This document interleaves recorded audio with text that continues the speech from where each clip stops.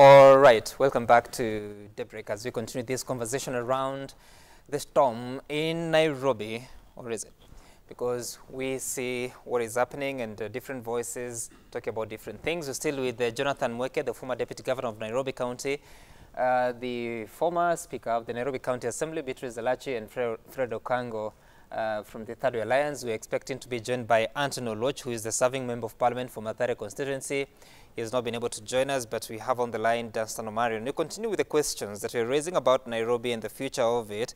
And DJ Mweke, there's something you wanted to say as we're having the conversation with Dunstan Omari on the executive authority and who is supposed to exercise it and what would happen in the current situation where you just have acting Governor Benson Mutura, how much he's able to do and what he cannot. And why, if at all, do you need that position? Yeah. No, first of all, Sam, I stand corrected on my earlier sentiments about the executive committee staying in. And thank you for Dunstan Omari and my friend Bwana Okango for correcting me. The County Governments Act says that the County Executive Committee continues to hold office after a general election. So it is different, as the Constitution says, if another vacancy occurs where there is no general election. But when you're in a transition, Sam, you don't exercise executive power. What is executive power? It's the power to make key policy decisions and pronouncements. It's the power to make appointments or dismissals. And that power is suspended, if you will, when there's a transition. And that's why in both cases, when you are having a transition, either at the presidential side or as a governor's side, in a general election, once you are transitioning to the new administration, then you don't exercise executive power. So Ben Mutura right now is transitioning, and he's only transitioning for 60 days. So he can't exercise executive power. So what is he doing? What can he do? Well, he's a caretaker governor. He's just a placeholder to make sure that there's no vacuum for 60 days. And then in 60 days, a substantive governor will be elected. And to exactly do what? Just occupy the office? Well, it's just to avoid a lacuna and make sure that the bureaucrats are able to do what they need to do, who are the chief officers and the directors and other people, so that services can continue to be dispensed and offered for the benefit of the public where there's a leader. So he's still a leader, acting governor, because you can't have an organization without a leader. Yeah, but he can't exercise I'm a bit lost. You know, I've not worked for the county government, yes. or for a county government for that matter, but you have. Yes. So when you tell me that he's just a caretaker so that there's a leader, I mean, if at all there's nothing he can execute, then we can do without him. No, you can execute many things. You just can't execute executive power. For example, the Constitution also says when the governor is away, the deputy governor acts as a governor. And away means he could be in America for a conference for a week. The deputy governor comes to act. So they come in and they're able to lead the organization. But you cannot exercise executive power because executive power is vested in the governor. And that means you can't fire people, you can't hire people, you can't sign bills into law from the county assembly. But when he claimed 37.5 billion shilling budget and some of the money going to NMS, is that part of what he can do? That's not executive power. That's administrative. But that's administrative. But when I used to act as governor, I could do very many administrative things. I could direct CCs on what to do. If roads needed to be done, I could do that. If medicine needed to be bought by hospitals, I could authorize that. If money needed to be appropriated to run a service or the other, I could do that when I was acting as governor. And I acted as governor many, many times. Okay. But I just couldn't exercise executive power. I could lead. Did you sign off some money to go to different departments as acting governor? That is not done by the governor. That's done by the accounting officers who are the chief officers. No, but you see, when Mutura came into office, the first thing he did is to clear the budget and some money going to NMS, because remember NMS had been starved of money. Peculiar, very peculiar, very peculiar situation, because we've never had a place where you have two governments. NMS is a government on its own. Wow. Nairobi County is a government on its own. And actually, I think it went to court and said NMS was illegal. The Law Society of Kenya till today maintains that the NMS is illegal. And that's why they've refused to second any officers. But there's no court order barring NMS from doing its functions. That's what Danson Omari was talking about, that for some reason we've just taken and thrown the law out of the window, which is very dangerous. No, that one we were challenged. No, for me, when we go to NMS, it's a very different game ball. Right. Because here you have people signing by law based on the County Government Act, but also the Intergovernmental Relations Act, that you can sign out your functions and take them to the national government. That one, Sonko comes, sits down, signs himself, first of all, by law. Then he brings it to the county assembly. We pass it on the floor of the House that indeed this is what the county government of Nairobi has agreed, regardless of the voices that will come in. But now by law, I think we followed process, due process to the end. Due process to the end. We were taken to court. The court said, based on your functions, you have a clause in your deed on how you would wish to cancel the deed. Right. So you have not used that mechanism, go back and sit down. For that one is okay. Now let us come to... But Speaker, the court, just on record, and a point of clarification, sorry to interrupt, the courts actually said that the process was not followed and made a ruling that the 90 days, the process should be followed. And for example, by the time the transfer of deed was being done, it had not gone to the county assembly. I agree. For passing. All that was done after the court ruled that NMS was not in place legally because it did not follow process. But the ruling at the moment, and I took responsibility. I took responsibility. Right. I went back and followed through process. Correct. And did what the court said and went back to court and said, we have done the process within the 90 days and we presented back. This is the process we have followed, we have finished. That's how we came out of court. That's what I'm asking you, DG Mweke. At the moment, is there any legal order or court order saying that NMS should not be operating, that it's an illegal entity? Not that I know of. Okay, all right. But Sam, I think it's important. It's good you're putting my friend Mweke on the spot and Madam Speaker, because both of them, this thing involves them. However, It didn't involve me. It involves you I was long because gone. you're of the They are NMS. former officials of the country. Former officials. In one way or another, they have interacted with that process. But it's also important to understand, because the question that you have raised, why is the acting governor in office then if he or she cannot perform the executive roles? And you see, when you pick it from the County Government Act, Section 42, Section 32, that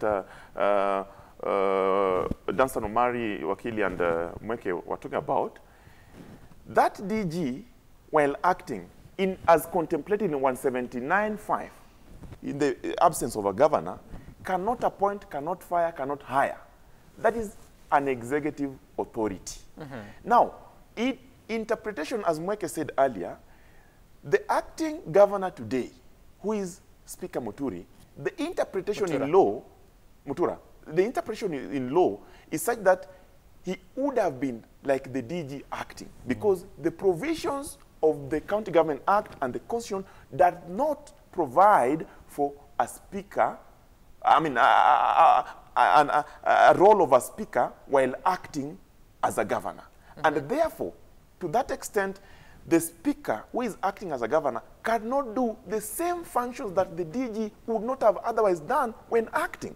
So to that extent, we are clear. Number two, look at it from this point. All these issues are coming at a time when there is high-octane politics.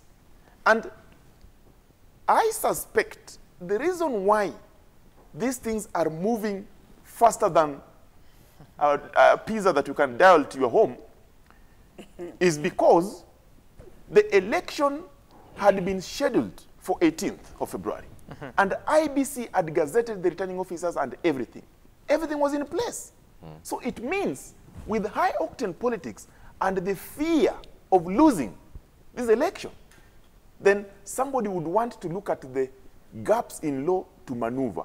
I don't think it's going to be possible because this is an issue of public interest. Okay. As a political party that believe in the rule of law and respect the Constitution, we are saying that let the right thing be done. And the right thing to do is to allow the transition by Speaker Mutura to the 60 days, and on 18th of February 2021, let us go back to an election, have a governor elected by the people of Nairobi who shall come in with a DG who is confident and able to perform functions without looking at the side or behind that something is wrong in office. That is what we're requesting. Unfortunately, Fred, that date of February 18th has already been suspended. Suspended, by not a court vacated. Of law. No. Suspended, not vacated. Let me just make the statement. And therefore becomes difficult for IBC to continue in preparing for this election. But because you might prepare, but then you don't even have it. Stopping the election? There's an order suspending it. No, is there an order stopping the election? I'm saying, okay, let me make this clear. There's an order suspending the by-election, and therefore suspending also all the other timelines. Is it that so that means there can also be another order lifting the suspension, right? Yes. Absolutely. Can IEBC do anything in terms of the timelines while that suspension stands? It's not in the place of IEBC. It's in the place of courts and the petitioners to convince the court that, look, what is happening is wrong. And I think that's why LSK and the team are proceeding. What we expect from the court is how the court will determine this matter to put things straight. And we believe as a party that the court shall do the right thing. All right. Of course, today is 18th of January, so we just have about a month to February 18th when the election should have happened. We don't know that it will. But Dunstan Omari, still, you're the lawyer here, so help us. You have read the law more times than us. We're not saying that you haven't read. We have read, but you've read it more. The question of acting governor, what can he do, what can't he do in clearing the budget so that NMS can get financing, but also the other departments of the city county? Was that illegal? Sam, what we need to understand legally is the principle of justification. The deputy governor has been appointed, though illegally. Was it justified? The arguments in court will be that it was out of necessity for her to be appointed and to be sworn in the way it was done.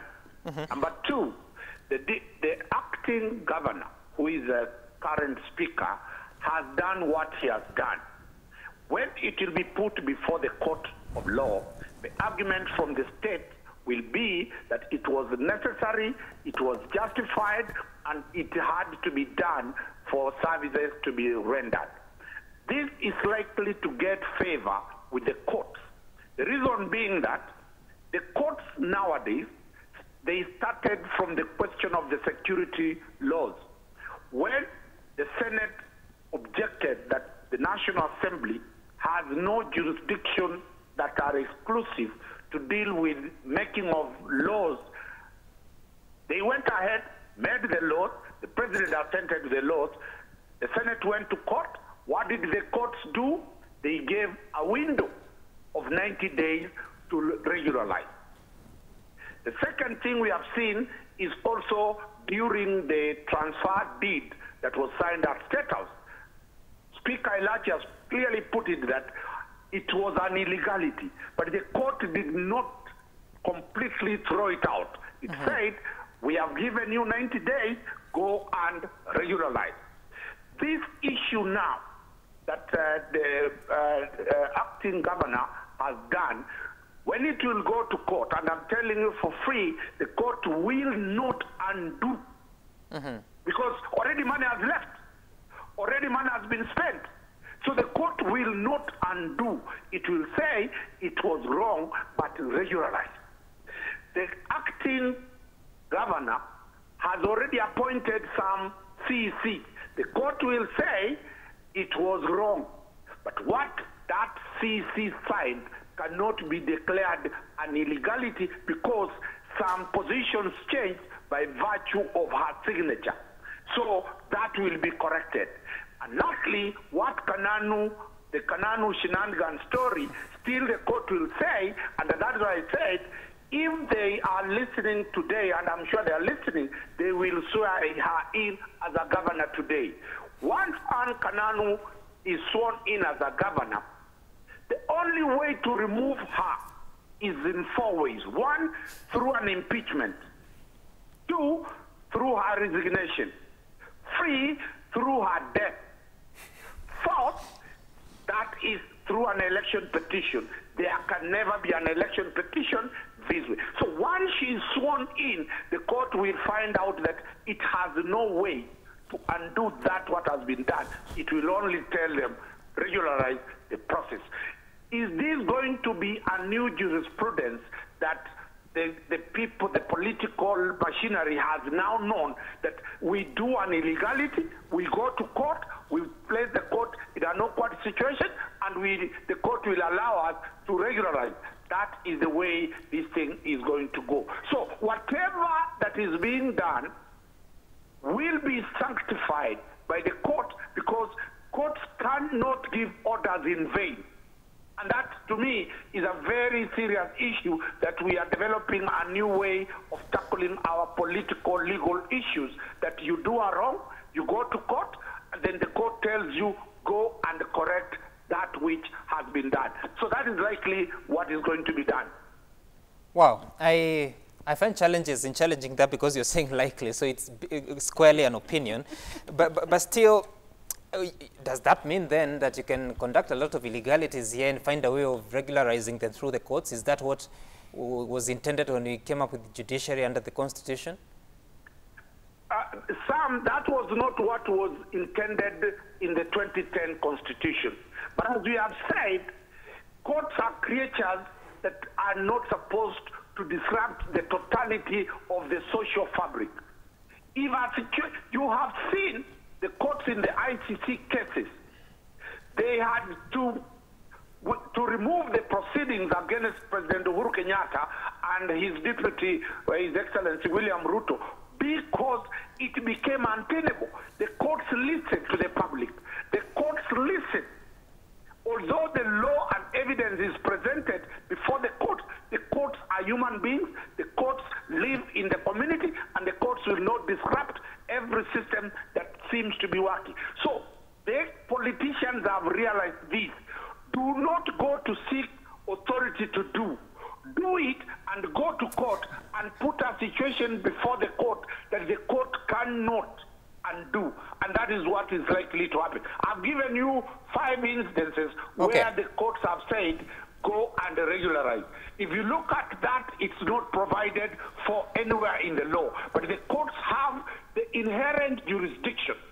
The inherent jurisdiction is what they invoke always, and they resolve such critical questions. Dunstan, I'm sure no Kenyan would have a problem if indeed this matter was taken to court and the court agreed that the process was done within the Constitution.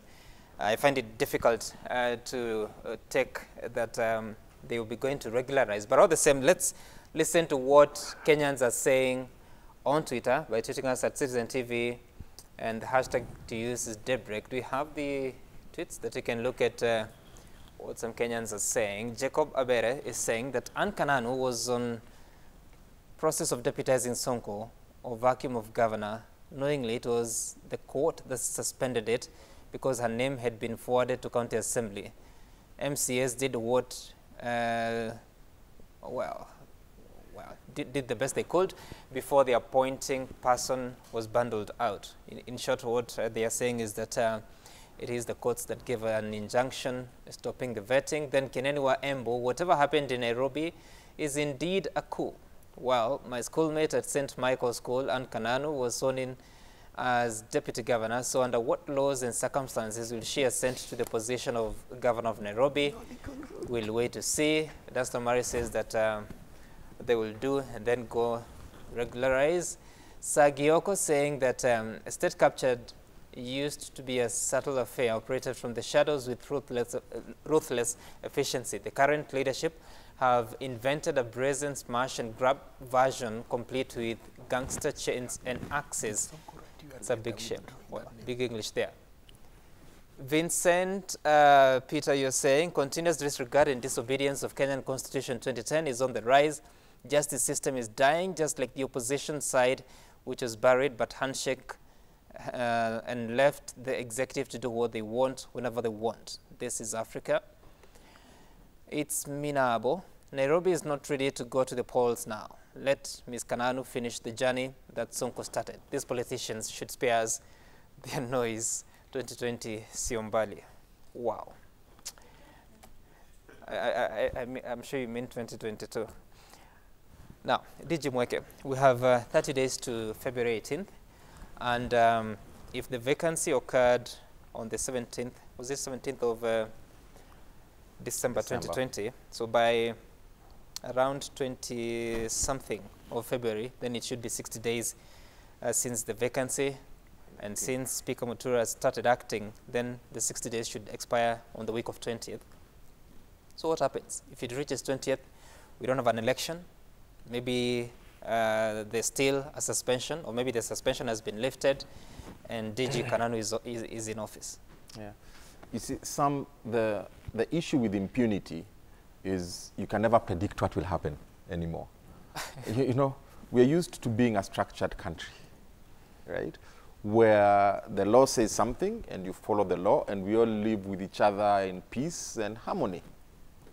But we have gotten into a very weird situation where whatever we are supposed to do, we blatantly refuse to do it and there are no consequences.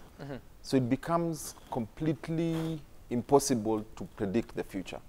And you can't run a country like that. You have to run a country with some sort of predictability and consistency, because everything is about planning. Now, if you had asked me a week ago that it would be remotely possible to swear in Anne Kananu as the deputy governor, I'd have told you it can never happen. I'd have even taken a Bible myself and sworn that it could never happen, because I can't even fathom it in my wildest imagination that something as crazy as that could happen. But it happened. So now, IEBC was ready for an election. Election is supposed to be on February 18th. The law is clear that the speaker is only there within 60 days. There must be an election. That seems to have been pulled under our rug, the rug under our feet. You've seen what Bwana Wakili Omari has said.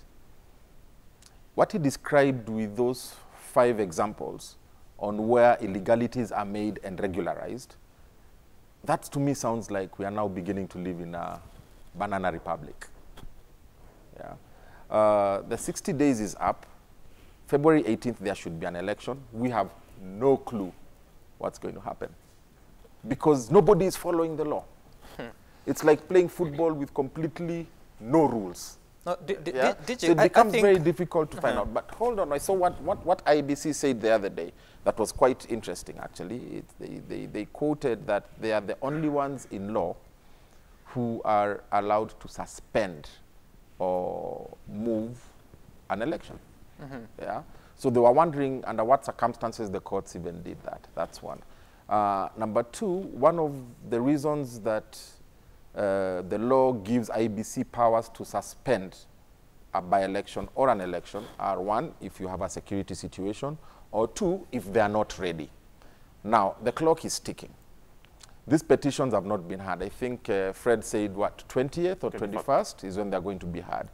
If it goes in for another 2 weeks, it remains that even if the court lifts that order of suspension, it means IEBC will only have 2 weeks to prepare for the election. They've not printed ballot papers. They've not even gotten nominations from the candidates. And elections is a process. Right. Yeah, it's not an event. So I see, even if these courts lift that suspension and give a go-ahead, with the amount of time left, even if we are able to go to an election, I don't see it being in February 18th anymore, because just of the timing factors. There's a lot of things that need to be done for IBC to be ready. So they might postpone it to a little further. Speaker, yet the Constitution talks of 60 days, there has to be an election. Does it mean then it's actually possible that you can suspend the August 9th, 2022 election? Well, by court you can. After all, we suspended and did our elections in 2013 in March. The courts took us there. The Constitution said this. So by courts, yes. I mean, for Nairobi, I want to be very honest. Let us now get out of this thing of elections first. Let us deal with all the matters that are on the table in court. Because you find that even former governor has a case in court that comes in February. I don't know whether it's 4th or 5th on the same matters. So if you are waiting for an election in Nairobi, I think you need to await it in August. Yeah, I'm being now honest, because when August I look of next year. When August maybe of this year, because when you look at the cases that now are preparing, there are so many battles. And, the only thing we need to be very sure is that is NMS able now to handle and ensure it gives services to Nairobi? Because as you battle, in some places you'll come with a court order that says now the deputy governor cannot move, cannot be governors, I don't know. And if she is governor, again you go to court and say, while they are governor, the court order says you can't do anything. So you're just governor, but you can't touch anything because the courts have tied you. Okay. So Fred, I want you to have the final word, but before you do, Dunstan, so act within 60 days, there has to be a by-election. The suspension by the courts would appear to disrupt that program. Can Speaker Mutura, regardless of what has happened to the DG appointment, can Speaker Mutura act in perpetuity or until such a time that the courts clear IBC to conduct the by-election?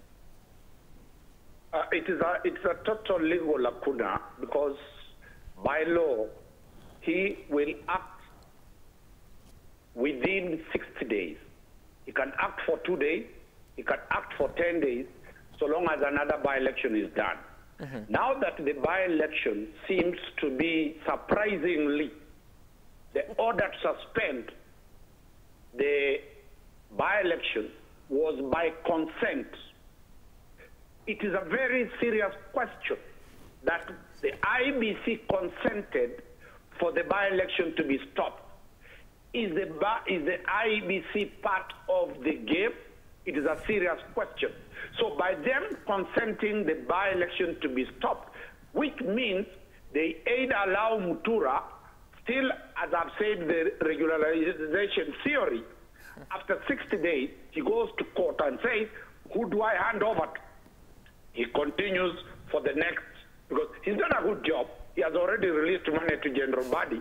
He can still continue up to the 8th of August 2022. That is a legal lacuna, that is a legal bizarre, but that is practical. It can happen. Number two, we have an election on the 18th, as stipulated by the Act. Practically, the procedures to be done before an election is done are not tenable. So there can never be an election on that day unless the IBC pushes it forward. Third, the consent order in court by law cannot be challenged. The consent order by law can only be varied by another consent. That is another legal dilemma that Kenyans need to understand. Once you file a consent in court, nobody can challenge it.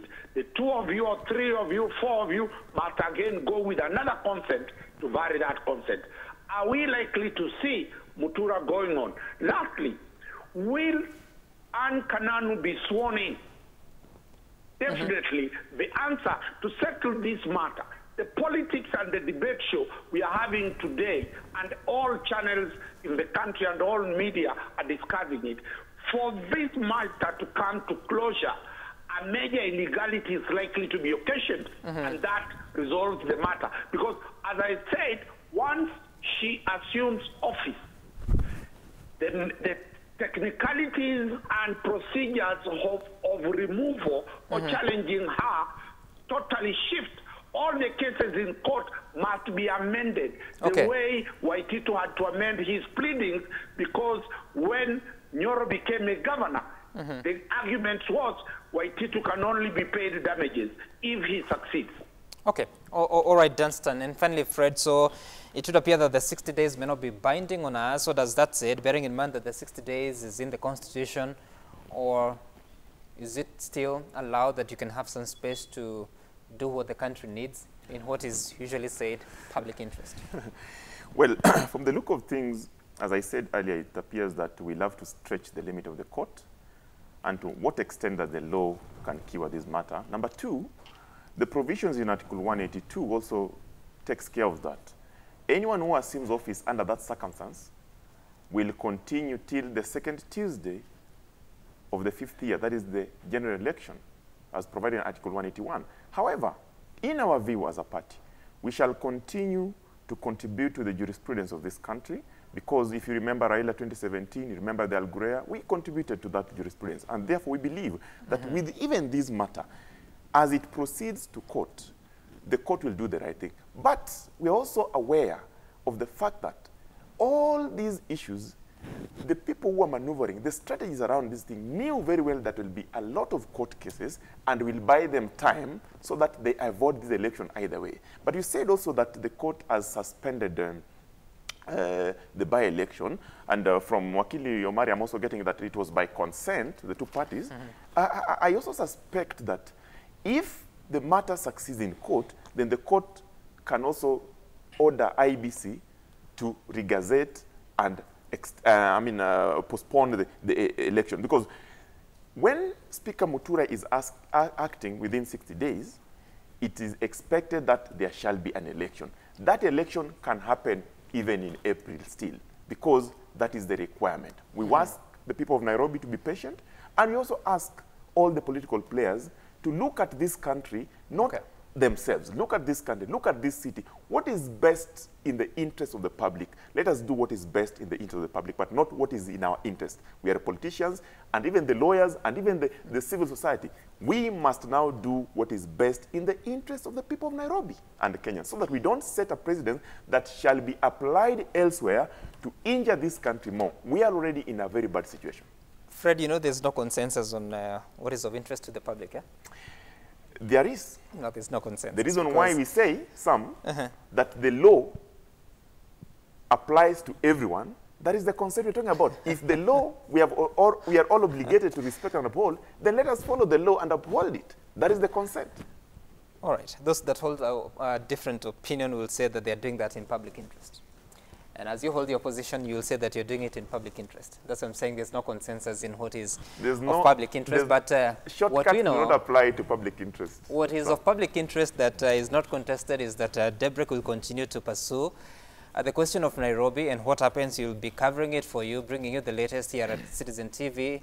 There are allegations or claims that have been made in the dailies as well as from the panelists this morning that it is likely that one Kananu may ascend to the office of the governor. If and when that happens, we'll cover it, we'll raise the questions, and we'll ensure that you're able to understand why things are being done the way they are and what that means for the future of Nairobi City. Thank you so much, DG Mweke. Karibu, thank you so much, Speaker Ilachi and Sec General Fred Okango, as well as Dunstan Omari for joining the conversation. Unfortunately, one Anthony Oloch was not able to join the conversation, but we continue with this. We should take a short break. Sporty Monday is up next.